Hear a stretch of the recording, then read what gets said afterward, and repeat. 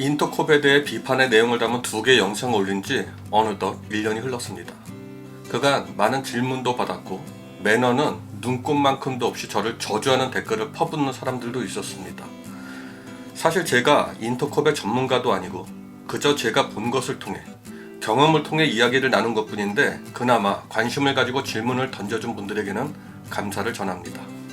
인터콥 편에 있으면서도 매너 있게 글을 써준 분들에게 대해서는 글을 절대 삭제하지 않았으며 충실히 답변도 했습니다.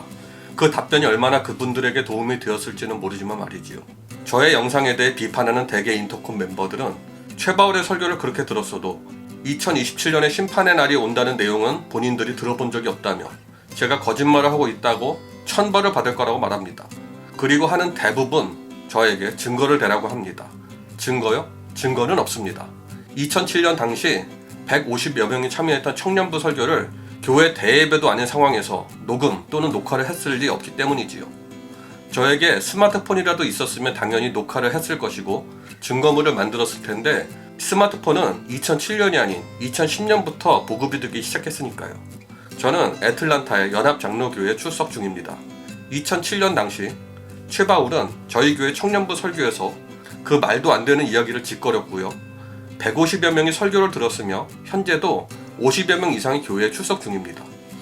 인터콥 미주 총무란 분이 저희 교회에 현재 출석하고 있기에 제 영상들이 문제가 있다면 분명 법적, 물리적 반발이 있어야 함에도 불구하고 그러지 못하는 것은 아직도 저희 교회에는 증인이 많기 때문입니다. 있었던 사실을 부정해봐야 저희 교회에서는 통하지 않기 때문이지요. 그럼에도 인터콥 멤버들이 저희 교회에 출석하는 이유는 애틀란타에서 가장 큰 교회이기 때문일 겁니다. 서론이 너무 길었습니다. 오늘은 2가지 주제로 이야기를 풀어보려고 합니다. 첫째는 왜 터키인가? 라는 이야기를 해보려고 합니다. 둘째는 인터콥의 선교 방식엔 자기 것은 없다는 주제입니다. 인터콥은 해마다 터키에서 선교 대회를 하며 각 교회에서 단기 선교를 간답시고 교회의 지원을 어떻게든 받아서 터키로 향하는 모습을 보게 됩니다. 우선 각 교회에서 터키로 단기 선교를 간다고 하면 인터콥 선교 여행인지를 확인해 봐야 합니다. 교회에서 직접적으로 협력하는 선교사가 터키에 없다면 거의 100% 인터콥 선교대회에 참여하러 간다고 보시면 됩니다. 그럼 왜 터키일까요? 전 이런 질문을 꽤 많이 받았습니다. 그들은 왜 수많은 중동 나라 중에 터키를 선택했을까? 인터콥의 본거지인 BTJ 열방센터처럼 BTJ, Back to 예루살렘, Back to 예루살렘을 근본주의적 종말론으로 내세우며 예루살렘으로 돌아가자를 외치는 인터콥이 왜 이스라엘, 특히 예루살렘이 아닌 터키에서 선교 대회를 열고 있는지를 생각해 보셨나요? 현재도 중동 국가 중에 터키에 가장 많은 선교사를 파송하고 지원하고 있는 인터콥, 그리고 대부분의 인터콥 장기 선교사를 꿈꾸는 사람들이 원하는 터키. 분명 치안 부분이나 여러 가지를 생각하면 유대교인 이스라엘이 이슬람인 터키보다 안전하고 백투 예루살렘을 표방하는 자기들의 사상에도 더 맞을 텐데 왜 그들은 터키를 제2의 예루살렘으로 생각하고 홍보하고 선교 대회를 여는 걸까요? 예전에 저는 기독교 익스트림 다큐멘터리에 심취한 적이 있습니다. 그곳에서는 이스라엘 독립에 대한 내용, 금지된 성서 외경, 7년 대환란, 노아의 방주, 신의 산의 진실 등등 계시록에 대한 많은 내용들도 담고 있으며 그것을 과학적으로 접근해 보려고 하고 있습니다. 제가 본 영상은 약 30여 편인데 영상 30여 편을 열심히 보던 저에게도 어쩌면 심판의 날이 한 2025에서 2030년쯤에 올 수도 있겠다는 생각을 차츰 하게 했습니다. 이것은 성경적이 아닌 그저 다큐를 보며 느낀 부분이라 함부로 이야기할 수 없는 부분이기도 했습니다. 그런데 최바울이란 사람이 2007년 청년부 설교에서 2027년에 종말이 온다고 말하는 것을 듣고 보니 저는 2가지 생각이 머리에 순간 스쳤습니다. 하나는 저거 되게 위험한 이야기인데 저 사람 이단이구나 하는 생각과 또 하나는 최바울 저 사람도 기독교 익스트림 다큐 엄청 보는 사람이구나 하는 그런 생각이었습니다. 기독교 익스트림 다큐를 보다 보면 배울 점도 많지만 성경을 약간 편협된 시각으로 보게 되는 부분도 생기기에 아무나 쉽게 볼 수 있는 다큐가 되면 안 된다는 생각을 저는 했었습니다.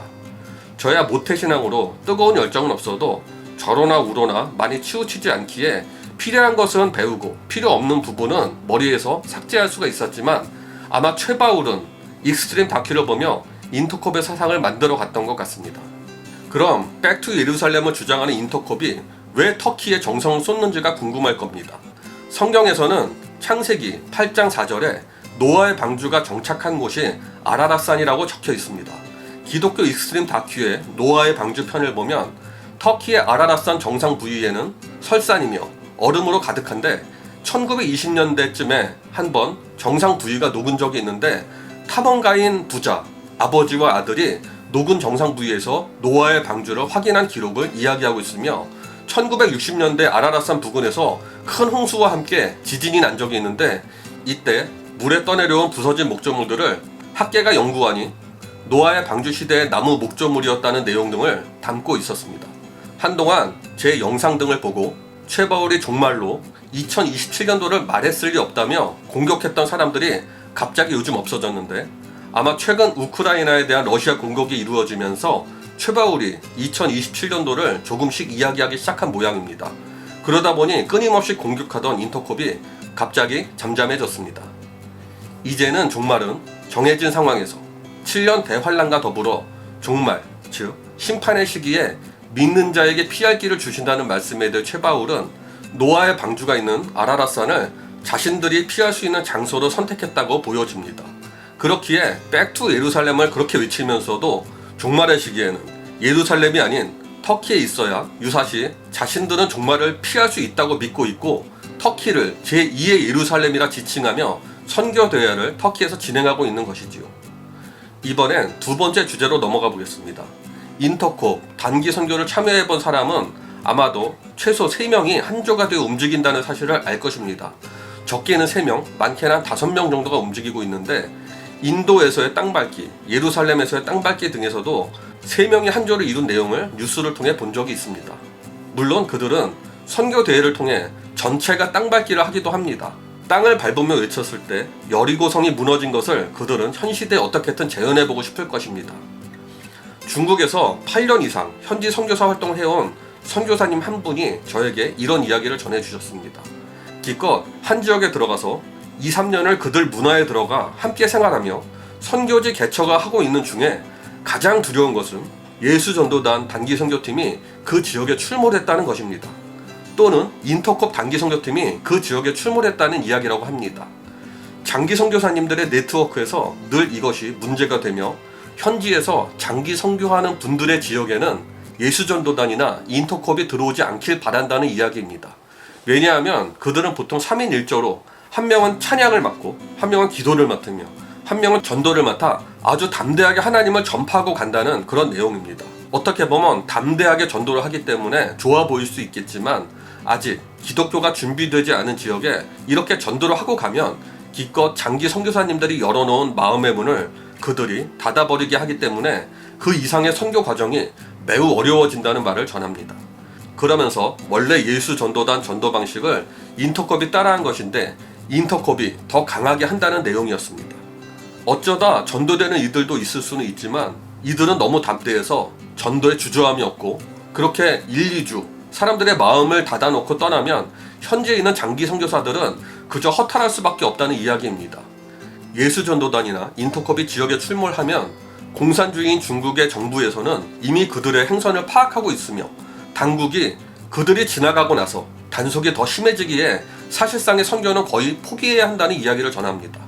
어쩌다 벤치마킹을 예수전도단을 따라한 건지 그들은 스스로 만든 내용은 없다고 봅니다.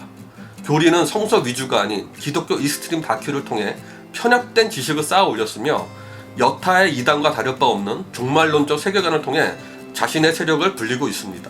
또한 선교 방법으로는 예수전도단의 단기 선교 프로그램을 따라가며 장기 선교사들의 땀과 노력을 한순간에 무너뜨리는 일들을 실제로 자행하고 있는 집단입니다. 코로나로 인해 러시아의 우크라이나 침공으로 인해 어수선한 세계 질서의 상황을 이용해 어떻게든 자신들의 종말론을 내세우고 집단적 충성을 이끌고 있는 인터콥. 혹시 당신의 교회에서 터키 선교팀을 파송하고 있다면 인터콥을 바로 의심해 보시기 바랍니다. 감사합니다.